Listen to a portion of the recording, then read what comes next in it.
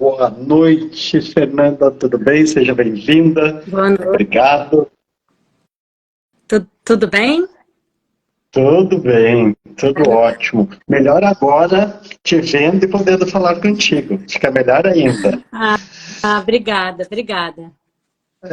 Então, a gente tem a honra de receber a professora Fernanda Antunes, que vai falar para nós, para a gente conversar um pouquinho aí de anestesia do paciente endocrinopata com hipertensão, né?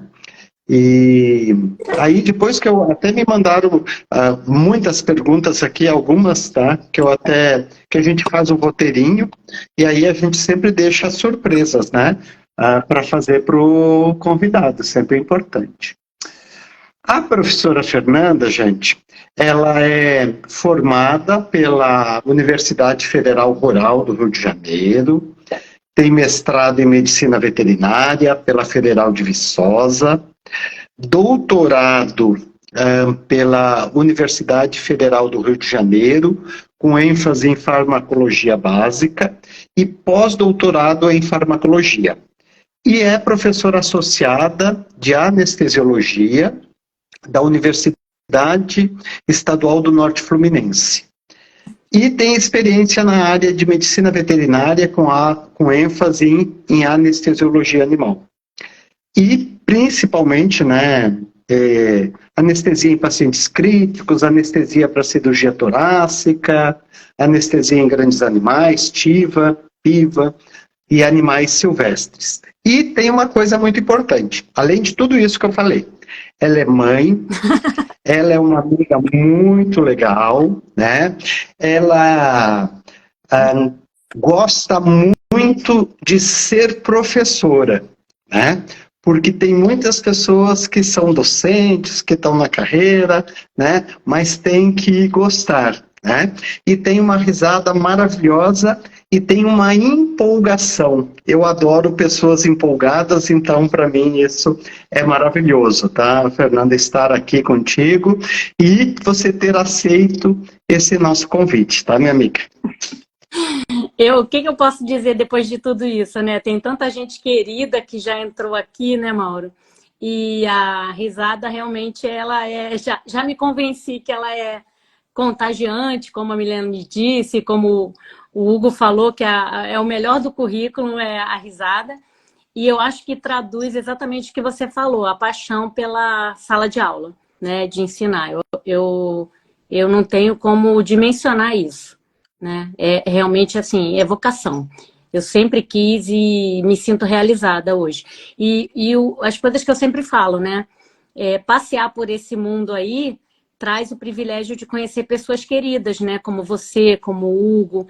E essa amizade que a distância não apaga, né? Isso eu acho que é o melhor da vida também. E isso traz alegria pra gente. Quantas vezes mandei mensagem para você e ficava torcendo? Responde. Porque a gente não sabe tudo, né? E aí a gente tem amigos que ajudam. É muito... Exatamente. Eu gosto sempre de dizer que a gente não precisa saber tudo, mas a gente tem que saber aonde que a gente pode buscar essa fonte. Então, os amigos, né, sempre são muito importantes, né? E pra gente, porque a gente sempre cresce junto, né?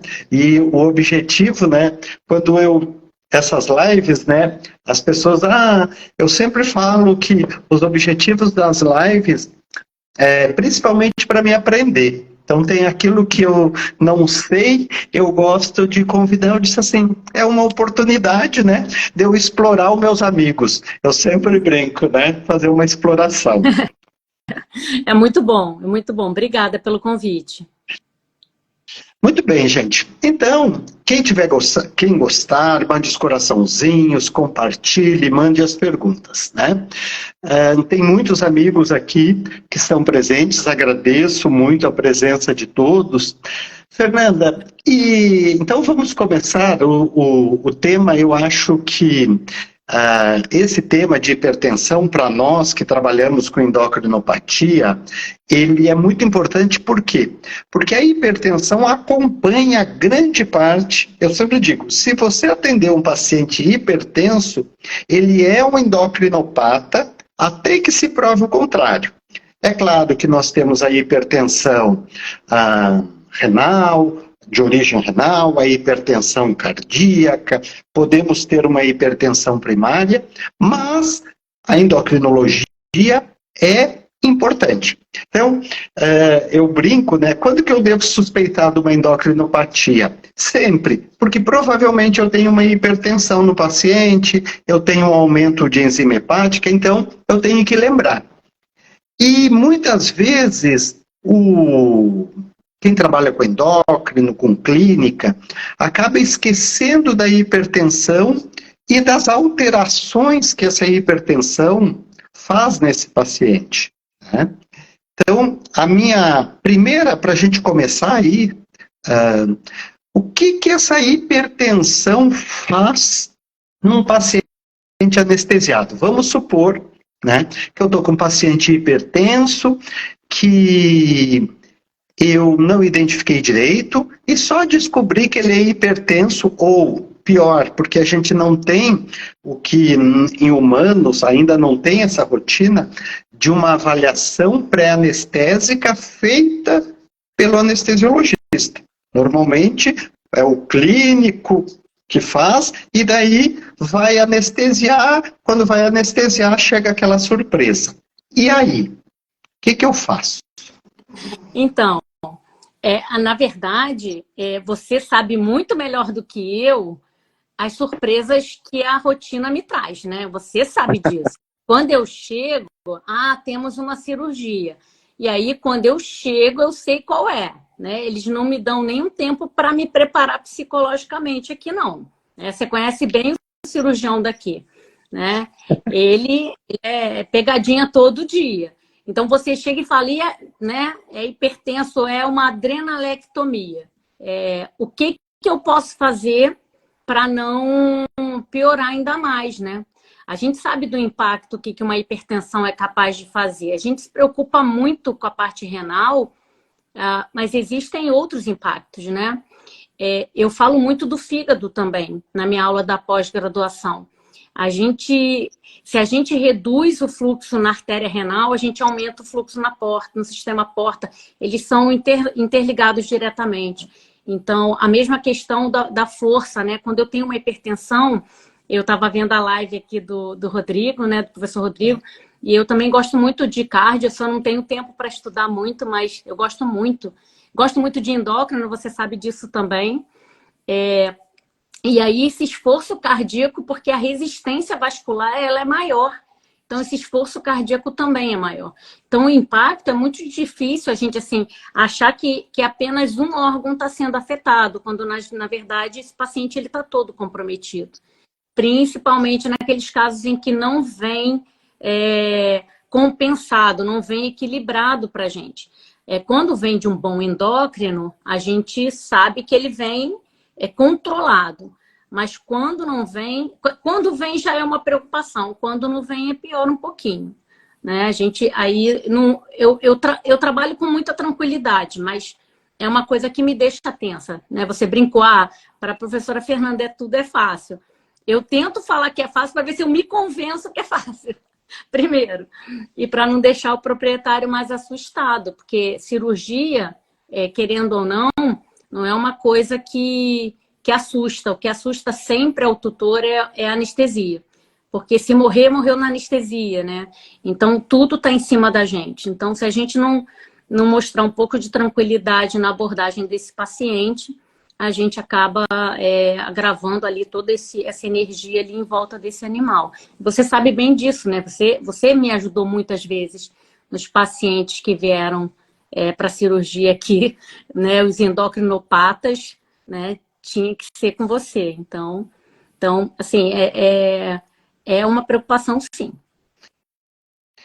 E tem uma coisa que é interessante, que eu acho que as pessoas às vezes lembram da hipertensão quando vão anestesiar, né, um paciente, por exemplo, eu tenho um paciente que vai fazer uma adrenelectomia. Eu sei que esse paciente é um paciente mais complexo, né? Mas, às vezes, eu tenho um paciente hipertenso e ele tem síndrome de Cushing descontrolada e ele vai fazer uma mastectomia, né? E vai fazer E aí é a nossa responsabilidade, né, como clínicos, né, como endócrinos, de mandar esse paciente, né, porque eu vejo muitas vezes o planejamento do pessoal que trabalha com endócrino, quando a cirurgia é endócrina. Mas quando a cirurgia não é endócrina, não tem uma preocupação. E aí eu digo, a preocupação é a mesma, gente. Por quê? Porque é um paciente que, mas eu vou fazer a mastectomia. Eu disse assim, mas a mastectomia não é uma piometra que eu preciso fazer uma cirurgia mais de emergência. Eu consigo controlar essa pressão. Tá? Sim, eu digo assim, mas o anestesista, ele vai ter pouco tempo de planejar. Ele vai ter ali, eu digo assim, quando muito ele vai ter 2 horas, né? Se ele for, né? Às vezes não tem isso. Às vezes ele chega, o paciente já está até no soro, esperando que ele aplique as drogas. Eu digo assim, ele é um aplicador. E aí é uma sacanagem, né? Porque você não consegue fazer esse planejamento completo. E como que eu faço, né? Então, assim, para planejar como que eu deveria agir para esse paciente chegar melhor para você, né? Para quem vai anestesiar. A gente estava falando muito sobre medicação também, né, Mauro? O que eu me preocupo bastante. Existe, e eu falo muito isso, existe primeiro uma condição desse animal para saber se ele está numa situação de alcalose ou acidose. No paciente com hiperaldosterona, eu tenho que aprender a falar isso de novo, né? Porque eu acho legal essa formatação que vocês dão, né? De tentar unificar todo mundo, vamos falar o mesmo português para ninguém se confundir. Então, quando eu tenho esse paciente, né, endocrinopata, ele geralmente, né, no hiperaldosteronismo, é isso, né? Ele está sempre em mais alcalose do que em acidose. Quando a gente tem um paciente acidótico, a distribuição desses fármacos, elas ficam mais prejudicadas do que no paciente com alcalose. O Caio entrou aí, me deu até uma tremedeira também. Mas aí ele me corrige se eu estiver errado, tá? Pode falar, Caio. O paciente acidótico, ele atrapalha muito essa passagem de fármacos entre membranas. Geralmente, como o pK de algumas substâncias é muito mais alto do que ácido, né? Muito mais básico do que ácido, então essa distribuição ela fica muito rápida, né? Não é difícil da gente anestesiar um paciente nesse nível, né? De alcalose. O paciente acidótico, como ele parece que ele está resistindo mais à anestesia, ele acaba atrapalhando um pouco mais.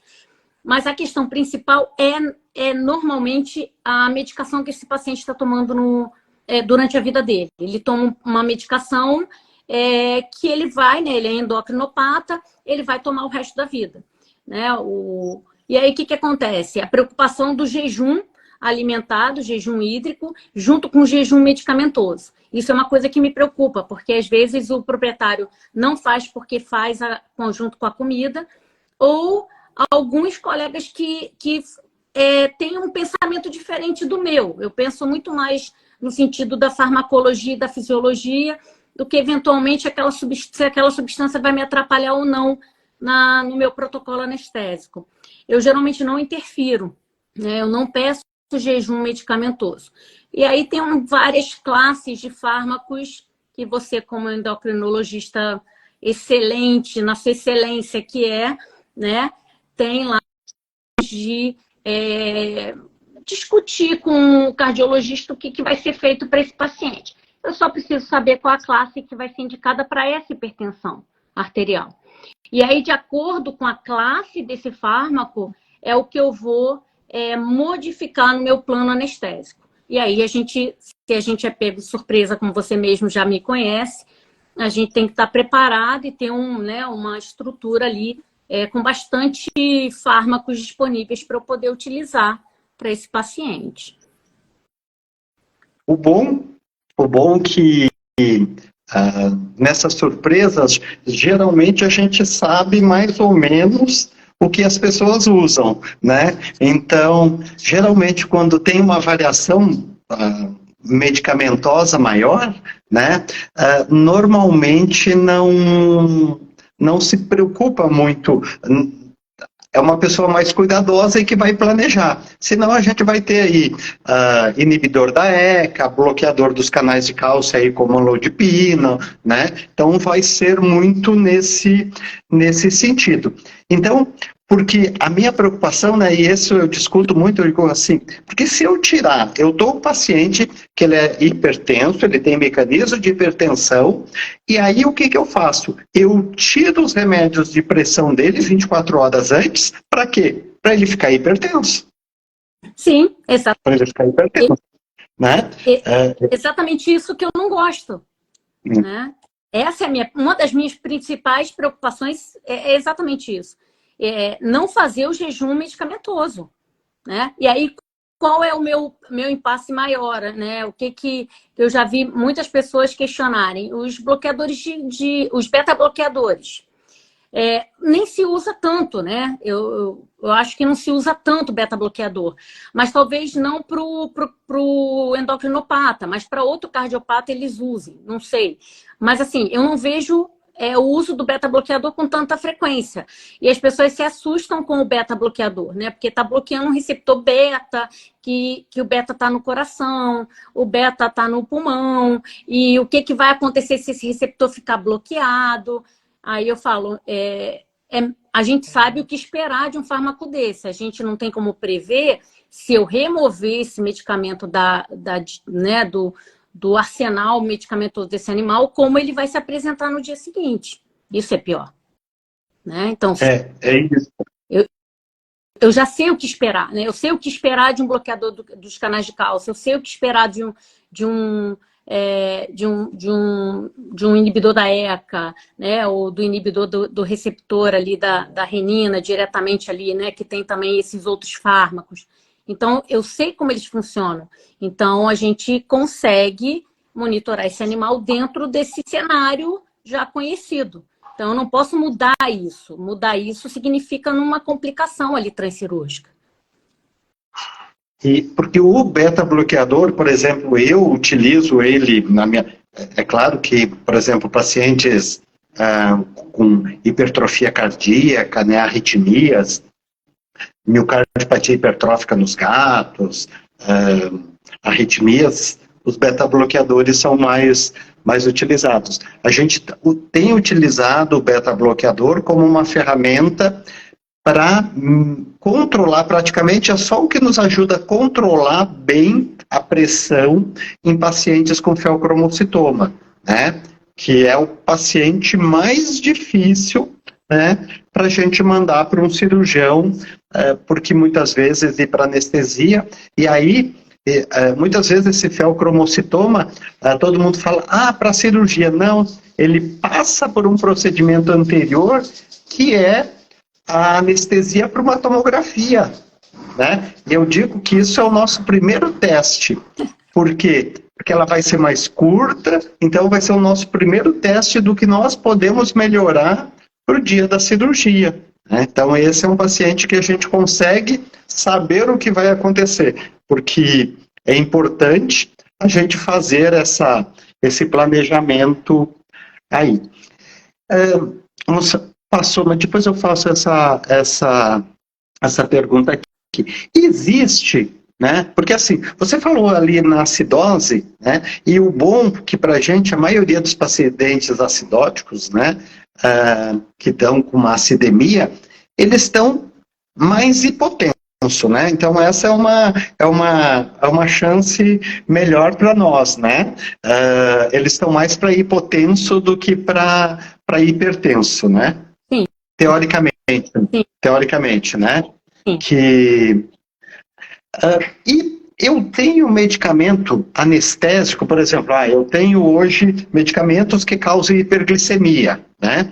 Eu tenho medicamento anestésico que aumenta a pressão, Sim. ou eu só tenho outros medicamentos? O que eu posso usar nessa situação?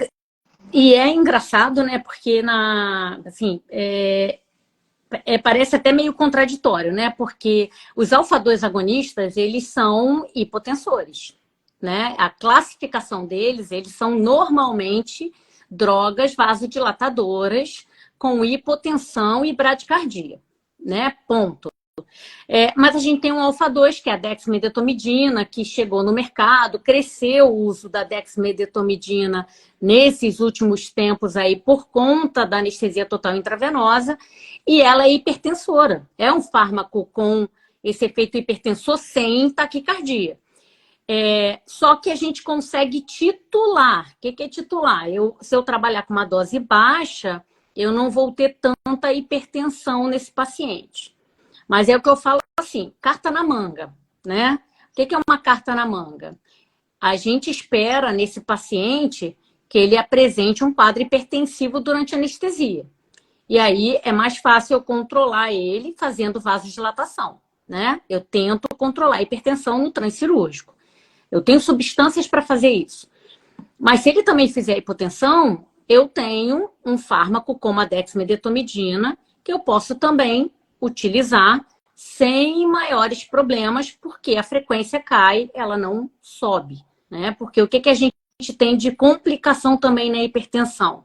O paciente que recebe um vasodilatador e que faz uma taquicardia compensatória ou uma taquicardia reflexa, o que também não é uma grande coisa durante também uma anestesia, né? Então, a gente precisa meio que mediar essa questão aí. Claro que algumas pessoas vão falar, não, vamos entrar com vasopressor, vamos entrar com adrenalina, uma felinefrina, que seria muito mais fácil, muito mais rápido. Mas às vezes não dá tempo de calcular, né?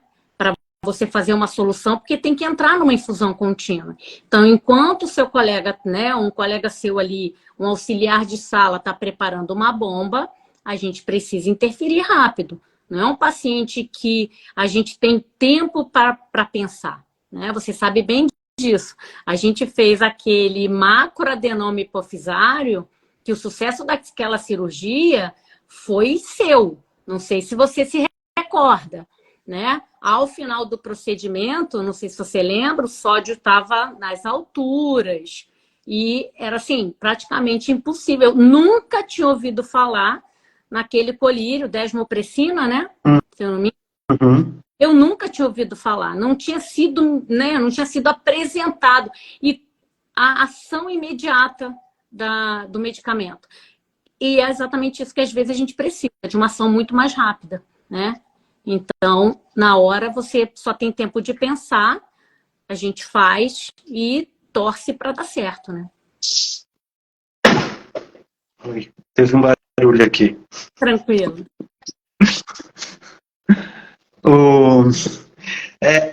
Agora eu estava lembrando, tu estava falando aí do caso do macroadenoma, e é isso, né? Que às vezes a gente esquece lá da vasopressina, né? Que é o que ela é a ação da vasopressina, e que às vezes a gente poderia fazer isso em outras situações, até no paciente em emergência, e a gente esquece, Sim. né? Que a gente tem a ação do hormônio antidiurético. E tudo aquilo que a gente coloca na conjuntiva ou no nariz, a absorção é muito rápida, né? Então, às vezes, a gente esquece. Gente, quem estiver gostando, tá? Vai compartilhando aí a live, vai mandando as perguntas aqui. Tinha alguém que tinha mandado uma pergunta aqui? Acho que não. Então, deixa eu só ver. Não. Se eu esquecer de alguma pergunta, é só mandar de novo. Pessoal, só para quem não acompanha, essas lives geralmente são a cada 15 dias, tá? De assuntos relacionados. Normalmente, eu não perguntei isso no início para a Fernanda, normalmente a gente deixa salvo aqui, compartilha, porque muitas pessoas É o que acontece muito comigo. Eu vejo a live e depois, quando eu estou mais tranquilo, eu vou assistir, né? Fernanda, eu tenho, por exemplo, esses dias entraram em contato, e eu fico feliz, né? Que eu digo assim, entraram em contato comigo, porque um paciente disse, eu tinha um paciente hipertenso e que não foi bem controlado para cirurgia. E aí ele teve uma hipotensão, foi uma cirurgia de adrenal, tá? E aí ele teve uma hipotensão no trans e no pós-cirúrgico, né? Bastante intensa. A minha pergunta é, isto é frequente ou isto não é frequente quando eu tenho nesses pacientes hipertenso não controlado? Ou aquele paciente, esses dias eu vi num grupo, né? Num grupo de veterinários que eu participo, eu disse, toda cirurgia, 2 dias antes eu tiro as medicações, né? Eu disse assim, então para que equilibrar o paciente, né? Para que equilibrar? Uma coisa é você tirar vários suplementos, coisas que não influenciam. Ou um trilostano, que ele demora, às vezes, a agir. Mas aqueles medicamentos que têm efeito imediato, essa é uma preocupação que a gente tem. Então, o que acontece com esse paciente aí? Isso é comum, não é? Mauro, assim, quem tá aí na live e me conhece sabe que a gente não tem esse problema aqui. Não tem. E você sabe porque você me ensinou a manejar esse paciente. O que a gente pensa no paciente? Vamos lá, ele vai fazer uma cirurgia de adrenalectomia, ele é um hipertenso por conta de um tumor, né? Hipersecretor. E aí eu sei que a partir do momento que eu remover, ele pode fazer uma hipotensão, justamente porque o fator que causa hipertensão saiu. E eu começo a fazer anestesia nesse paciente com um dos fármacos que é bloqueador alfa-1, que é o Acepram, que é a cepromazina. Eu gosto da cepromazina, também pelo efeito hipotensor, mas mais ainda pelo efeito antiarritmogênico. Tá? Eu uso muito. Mas o que eu faço?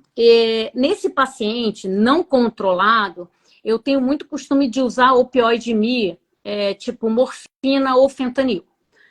Por quê? Porque é uma hipotensão que eu consigo controlar. Em que sentido que eu estou falando? Se eu perceber que essa hipotensão ela está grave, eu simplesmente reverto. Eu vou lá, uso o antagonista do fármaco e tiro ele da jogada.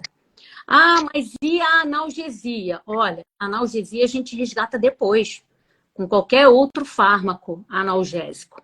Então, a gente pode fazer uma sedação nesse paciente ali na MPA, um Acepram, uma ketamina dose analgésica, né, que não vai causar tanta hipertensão, um opioide-me. Aí vai depender muito do paciente, se ele é muito gordo ou muito mais magrinho. Eu vou escolher entre fentanil e morfina. E no transcirúrgico, na hora que faz adrenalec, né, removeu a adrenal desse paciente, a pressão caiu além do que eu acho que ele poderia suportar, eu entro com reversor do opioide. E aí eu tiro ele. Normalmente esse paciente volta com a pressão dentro da normalidade e aí a gente consegue manejar. Não é normal um paciente ficar hipotenso no pós-operatório de uma adrenalectomia. E não é aceitável, né? A gente precisa mudar isso, né? Nem que a gente use qualquer vasopressor. Isso não é nem razoável, sabe, Mauro? É uma coisa assim, você sabe que se eu não tenho know-how para isso, eu não preciso encaminhar, mas eu posso perguntar para um amigo, né? Que foi o que a gente fez. Eu nunca tinha feito sequer um macroadenoma hipofisário, né? E você me passou o protocolo. E assim como você me passou, eu passo o protocolo para os alunos. E todas as dúvidas a gente tira, né? Eu não vejo problema. Isso não é vergonha para ninguém, né? A gente está em crescimento aí. E as coisas mudam, então não tem por que não perguntar. Não, já perguntei uma vez, tem vergonha de perguntar de novo. Não, as coisas mudam, né? As substâncias, aparecem substâncias novas no mercado. A gente precisa se atualizar, então a gente pergunta, né? Exatamente. Porque tem uma coisa, e aí na hipotensão, nesse paciente também, gente, pessoal, tem que lembrar que normalmente esse paciente, ou quando eu fiz uma adrenelectomia, muitas vezes ele vai ter queda de glicocorticoide, e o glicocorticoide também tem um papel importante. E eu digo assim, as pessoas usam tanto glicocorticoide, e aí, quando ele é preciso, né, quando eu tenho uma hipoglicemia, quando eu tenho uma hipotensão por causa de uma adrenelectomia, que ele é para ser usado, ele não é usado. Ah, eu fiquei com medo, mas usa para um monte de outras coisas. Né? Então, o corticoide, eu digo assim, para tudo aquilo que você não usa, ele é recomendado. Para aquilo que você usa, provavelmente ele não é. Né? E... Exatamente isso, você resumiu, né? Por que não usar, gente? Já está ali. Você tirou a fonte de glicocorticoide, ele vai ficar com deficiência. Né? A gente tem que lembrar que os hormônios que têm uma meia-vida longa, ela é muito curta. Né? São de minutos. Então, né? Então, tem hormônio que a meia-vida é 2 minutos, outros 10, né? Outros 15. Tem o hormônio da tireoide que é 8 horas, 10 horas, mas não passa disso. Então, a duração, a meia-vida é muito curta. Então, eu tenho que repor. E aí, mas o que eu vou fazer de errado se eu der corticoide? Eu não vou dar uma dose imunossupressora. E aí, uma coisa que as pessoas têm que lembrar, eu estou fazendo reposição. Reposição é uma coisa, suplementação é outra. Né?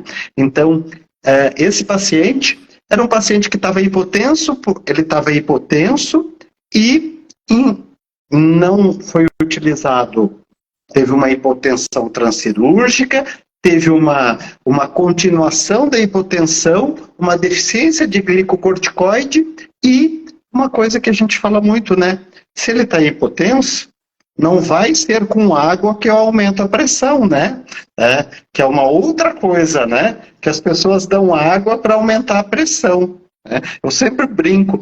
Você teve hipotensão porque estava correndo. Você toma água? Não. Você não toma água. Né? E por que no animal as pessoas dão água? Né? Fluido, né? Então é uma das coisas que a gente tem que parar, porque as coisas são simples. É só pensar.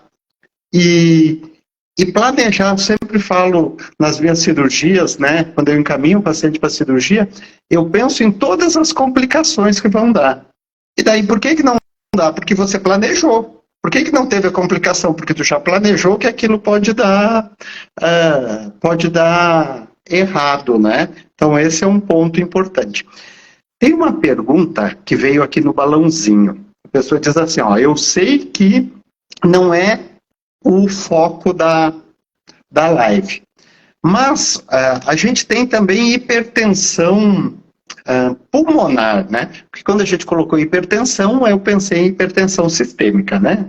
A arterial sistêmica. Mas a gente tem a hipertensão pulmonar.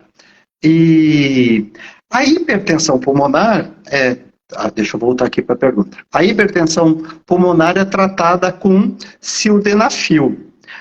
O sildenafil pode ter interação, e nós estamos perguntando para a pessoa certa, porque uma pessoa que sabe de interação medicamentosa e gosta de estudar sobre isso é a professora Fernanda, tá bom? Eu sempre digo, durante a residência, eu sempre dizia assim, quando eu via uma prescrição para um paciente com mais de 10 medicamentos, eu disse assim, vai dar coisa errada, tem coisa errada aí, porque vai ter interação medicamentosa.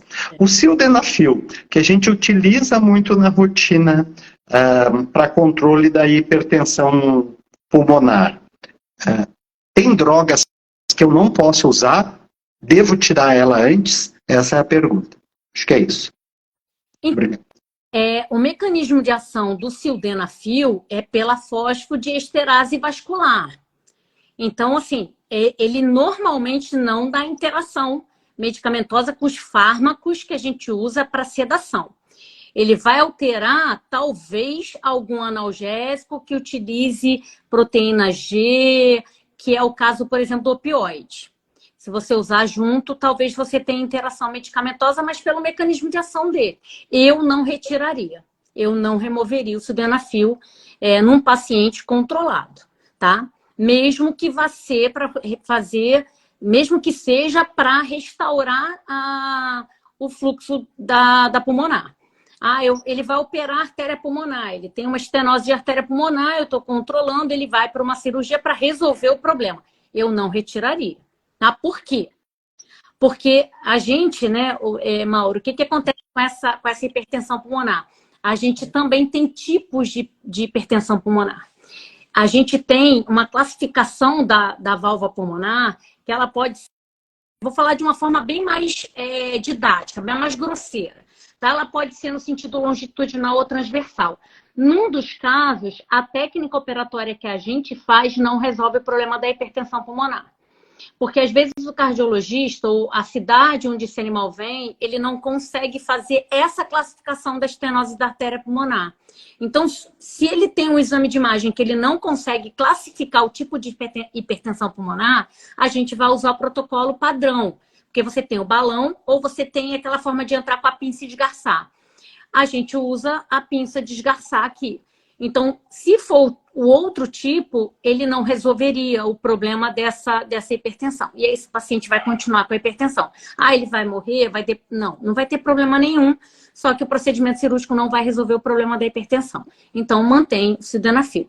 Então, só você lembrar que o mecanismo de ação, a gente precisa entender o mecanismo de ação para saber se tem interação medicamentosa ou não.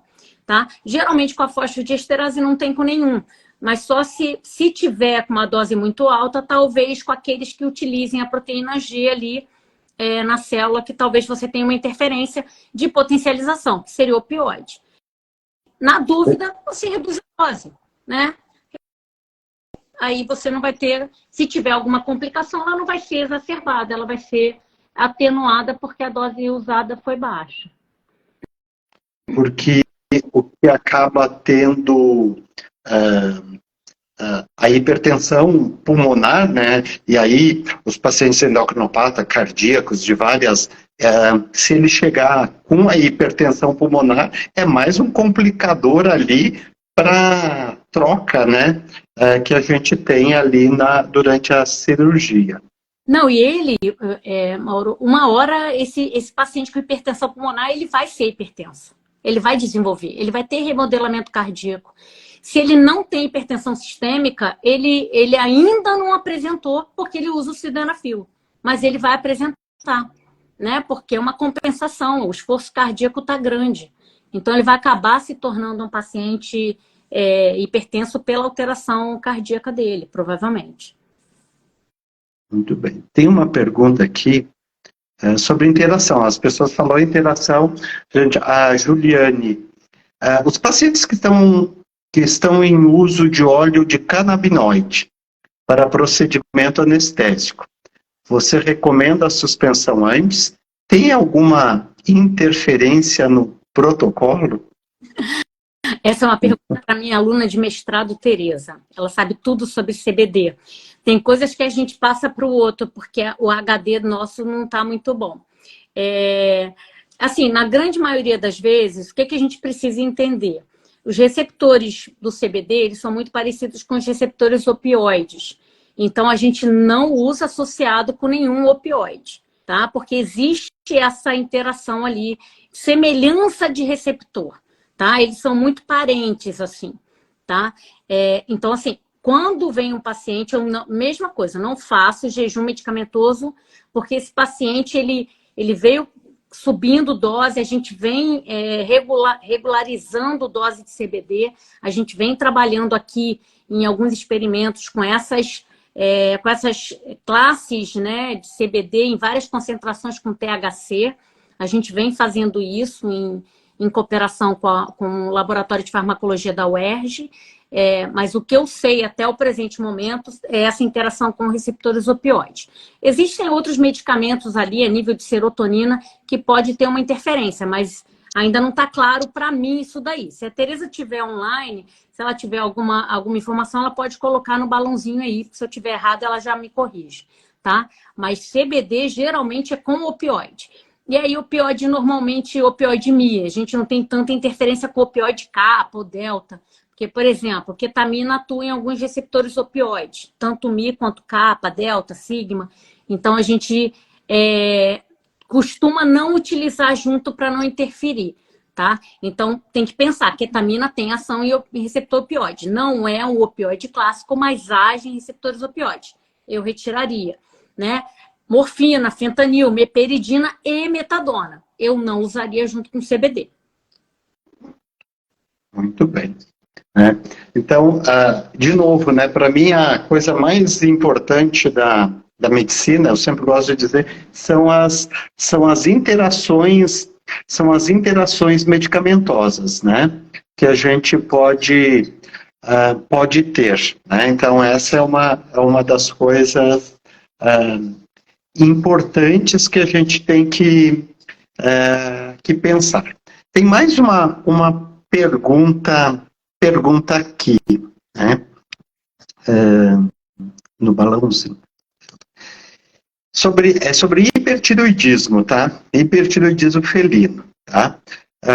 Muitos gatos com hipertiroidismo, eles têm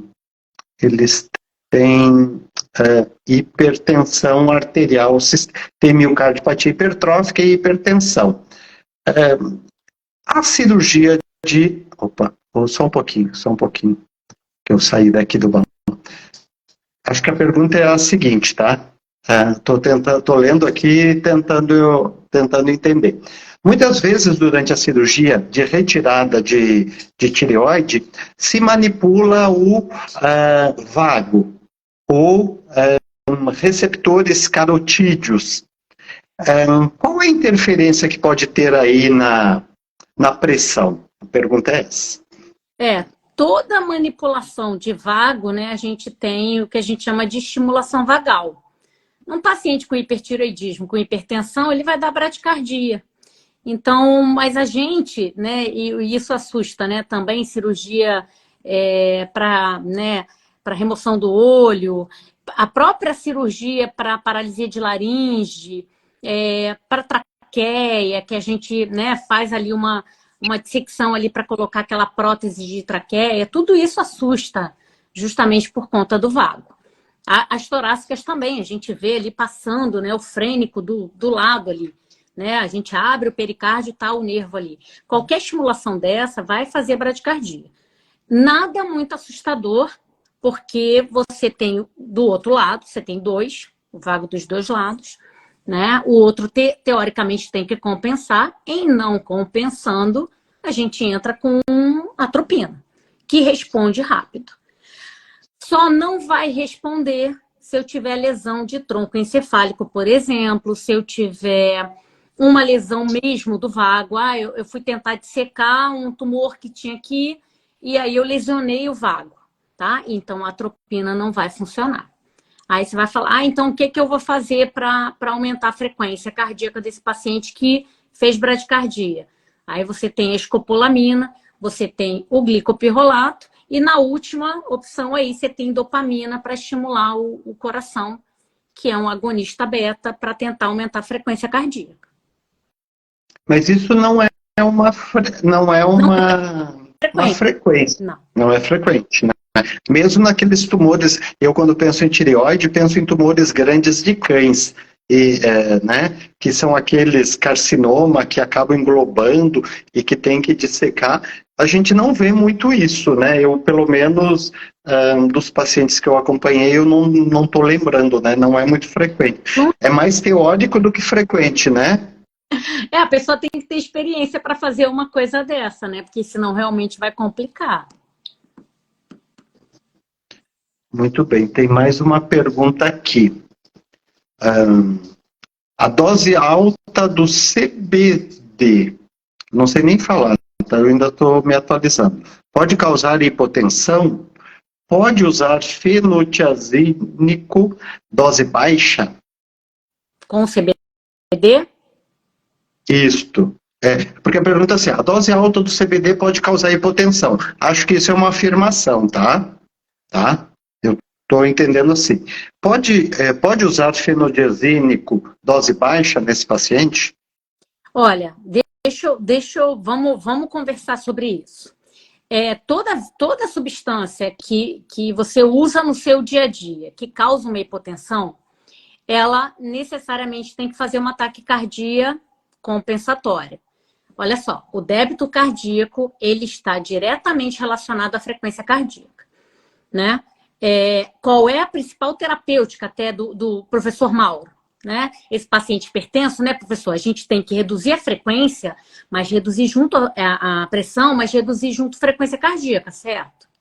Porque existem vasodilatadores que cursam com taquicardia compensatória. Então, olha, eu tenho um paciente hipertenso que usa uma substância, né, vasodilatadora. Para esse paciente endocrinopata, eu tenho que reduzir frequência junto e pressão junto, tá? Para eu diminuir débito cardíaco e não ter os efeitos da hipertensão em órgãos-alvo, tá? O CBD, em dose alta, ele faz vasodilatação. Como ele é regulatório, o que é regulatório? Ele está ali presente para ajudar a gente em todos os sentidos, tá? Depois a gente tem aquela questão do THC junto e tal, mas vamos lá. Ele, normalmente, quando cai a pressão, esse paciente tem que subir um pouco a frequência cardíaca. Se ele fizer isso com CBD, não tem o menor problema em utilizar fenotiazínico junto, porque o fenotiazínico faz isso. Ele é bloqueador alfa, ele tem que fazer uma vasodilatação com um ataque cardíaco compensatório, tá? Então, mesmo que o CBD não faça taquicardia, o fenotiazínico vai fazer. E é compensatório. O que você precisa desse paciente? Você não quer sedar? Então, você precisa sedar esse paciente. Porque o CBD, muitas vezes, não seda, né? Como a gabapentina hoje, ela é utilizada por uma contenção farmacológica, mas ela não é um sedativo clássico, né? O paciente não dorme, não ronca, ele fica dissociado, ele fica inerte, não responde, fica legal, né? Tô na boa. Fica zen. Fica zen. Que é essa proposta do CBD, né? Agora, tá usando CBD para dor, tá usando porque a gente usou aqui para paciente diabético. Ficou maravilhoso, né? Essa tese vai ser defendida pela Tereza, depois a gente conversa sobre CBD também para paciente diabético, né? Então, ele tem essa função. Não sei se eu consegui responder a pergunta, tá? Mas, normalmente, tem mecanismos compensatórios para regularizar isso daí. Então, isso não vai interferir no nosso protocolo anestésico, tá? Agora, depende de qual a função que você está usando o CBD, né? Porque, por exemplo, eu usei para, né, testando em paciente diabético. Então, eu preciso entender, né, que em algumas situações, o que esse paciente diabético tem também? Ele pode ter uma disfunção hepática, ele pode ter uma disfunção renal, ele pode ter uma disfunção cardíaca, né? Porque existem, né, as alterações do diabetes sistêmicas, né? Vamos dizer assim. Então, para que você está usando esse CBD? Né? É para dormir? Porque tem gente que usa também para dormir junto com THC, para estimular o sono desse paciente. É para dor, né? Para artrose. Então, a gente precisa entender o contexto também da doença junto com o CBD, porque ele é regulatório. Então, por que eu estou falando isso, gente? Porque com cada paciente ele vai atuar de forma diferente, tá? Acho que essa é uma das grandes preocupações. Eu tenho falado muito, né? Quando eu pergunto a minha experiência, quero saber depois esse uso em diabéticos, tá? Quero saber. Porque a gente conhece pouco. Então, eu digo assim, você tem que ter cuidado, porque assim, a gente está utilizando para muita coisa, né? E às vezes não está utilizando a concentração, o óleo correto, né? Então, tudo isso é uma preocupação que a gente tem que ter. Eu digo que de conhecer as interações, porque uma coisa é utilizar qualquer produto só ele. Eu estou utilizando só trilostano. Então, não tem interação. Não tem interação. Eu estou usando trilostano com espironolactona, inibidor da ECA, estou utilizando com qualquer outro. Então o que está acontecendo aí? Eu tenho que entender. Então, essa é uma preocupação que eu tenho com todas as novidades, né? Da gente entender para que eu quero, né? Aquilo. Aumentar a dose não significa mais efeito. Não com CBD, entende? Às vezes é melhor a gente reduzir o CBD, aumentar o THC, dependendo do que você realmente quer, né? Porque muitas vezes é do THC e não do CBD. Porque a gente ficou iludido com essa história de CBD. Mas o THC tem um efeito muito mais potente. Se a gente for avaliar assim, dependendo do caso, tá? Dependendo na minha área, o THC, para mim, é mais útil do que o CBD. Eu sempre digo, porque tem diferença, né? Eu falo que, por exemplo, eu quero estimular ou quero deprimir, né? Então, por exemplo, eu tenho um paciente, só um exemplo, né? Eu tenho um paciente com convulsão ou eu tenho um paciente com síndrome cognitiva. Os mecanismos são totalmente diferentes. E aí eu não posso usar a mesma dose, na mesma quantidade, ter o mesmo ter a mesma resposta, né? Não tem como, né? Porque são mecanismos, e acho que essa é a importância, principalmente das pesquisas. Gente, quero fazer aqui um convite, antes da gente encerrar a nossa live, né? Tem várias lives gravadas aqui, a gente compartilha lá no canal no YouTube. Quem quiser saber mais do meu trabalho, do trabalho da professora Fernanda, é só olhar aí no Instagram, né? Tenho cursos também lá na Hotmart. Fazer aí, pessoal, daqui uns dias a gente vai ter uma surpresa aí, que a gente vai ter um novo curso, curso de endocrinologia, então aguarde aí que a gente vai ter surpresas. Fernanda, para a gente encerrar, eu queria fazer uma pergunta, tá? Como que está sendo o sucesso de vocês, né, com o paciente endocrinopata, principalmente em adrenalectomia, né? Como que está sendo esse paciente no pós aí? Está sendo bom? Está sendo ruim? Quanto tempo ele tem permanecido internado? Né? Como que está sendo a experiência de vocês? Então, diante daquela aula, né, que você me deu já há algum tempo, a gente tem até melhorado, né, o nosso manejo desse paciente, né? Esse paciente que vem para adrenal, siga o protocolo de infusão contínua de corticoide. Esse paciente, como eu falei para você, não faz hipotensão, nem no trans, nem no pós. Esse paciente geralmente fica com a gente 1 ou 2 dias internado. Agora a gente mantém esses pacientes dos nossos, né? Ficam com a gente até que a gente devolva ele, né, para o clínico que encaminhou. Então, assim, em nenhum deles a gente teve indício de trombo, nada relacionado à hipertensão ou à hipotensão dele no pós-operatório, nenhum deles apresentou lesão renal. A gente faz os exames de sangue, eletrólito de forma seriada, né? Segue os protocolos recomendados, né, por você mesmo, para controle de sódio, potássio, cálcio, né? A gente acompanha de perto isso. Então, o nosso paciente vem, às vezes desequilibrado, às vezes não. A grande maioria vem compensado, e os que não vêm a gente consegue controlar e devolver para o clínico muito bem estabilizado. Então, assim, graças a Deus, eu posso dizer com a consciência tranquila que a gente não perdeu nenhum paciente endocrinopata aqui em pós-operatório. E deixa agora uma curiosidade que eu tenho perguntado para várias pessoas. Vocês têm utilizado enoxaparina nas rotinas transoperatórias, pré-operatórias em pacientes ou não? Então, eu tenho. Como tem... A gente tem a enoxaparina aqui, a gente faz o tempo de coagulação, o coagulograma, a gente tem esse protocolo e deixa ele de sobreaviso. A gente não usa como pré-operatório, né? Justamente as hemorragias transcirúrgicas, a gente opera muito fígado, muito baço, né? Os próprios pacientes endocrinopatas têm essa condição de formação de trombo. A gente tem disponível, mas a gente não faz preventivo.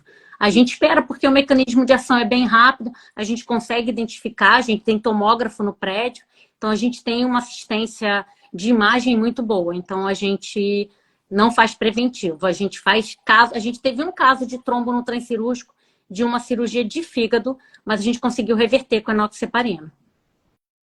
Tá certo. Porque eu acredito, isso é crença, tá, gente? Isso não é ciência, que a gente vai começar a ter mais trabalhos mostrando que a gente vai ter que usar mais enoxiparina ou mais do que a gente utiliza hoje. Isso é o que eu imagino no nosso... Precisamos, né? Precisamos de terapias trombolíticas. A gente não tem, né?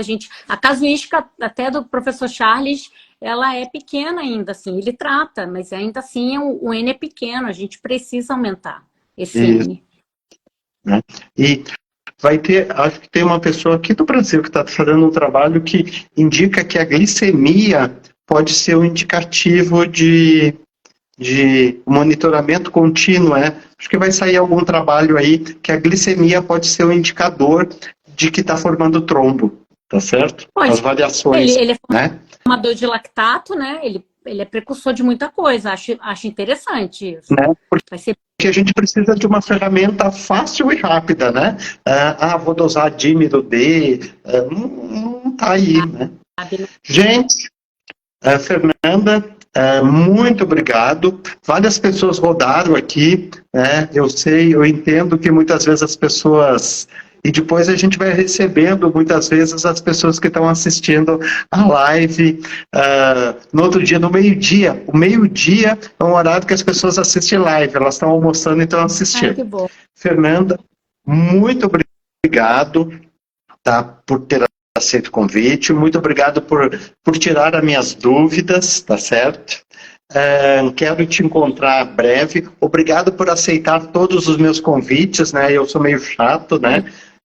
E a Fernanda diz assim, eu demorei para responder. Não, ela responde super rápido. A pessoa que responde muito rápido. E eu sempre digo que na vida a gente precisa ter inspiração e transpiração. E uma pessoa que inspira e transpira é você, Fernanda. Então isso é uma coisa... Né? Isso é muito importante. E também, que eu sempre falo para todo mundo, que o objetivo de tudo isso, gente, é que a gente quer ser feliz. Então não esqueça, gente, vamos ser felizes. Fernanda, fico aí contigo para tuas considerações finais. Gente, obrigada aí para quem estava aí. Obrigada, Mauro, por essa troca de experiência sempre gratificante, sempre muito didática, né? Eu sempre aprendo muito com você. Assisto suas lives porque eu também aprendo. E estou muito feliz de estar aqui com você, de matar essa saudade um pouquinho só, mas morrendo de saudade de abraçar, assim, de verdade você, tá? Mas sinta-se abraçado aqui. Muito obrigada mesmo por esse carinho todo aí seu, que eu também recebo só energia boa de você. Você também cativa muita gente. Obrigada.